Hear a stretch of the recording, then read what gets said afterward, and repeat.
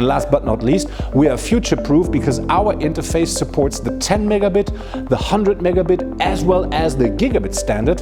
And we are very convinced about the performance for future generation of even higher speeds, for example, in the standardization discussed 10 gigabit option.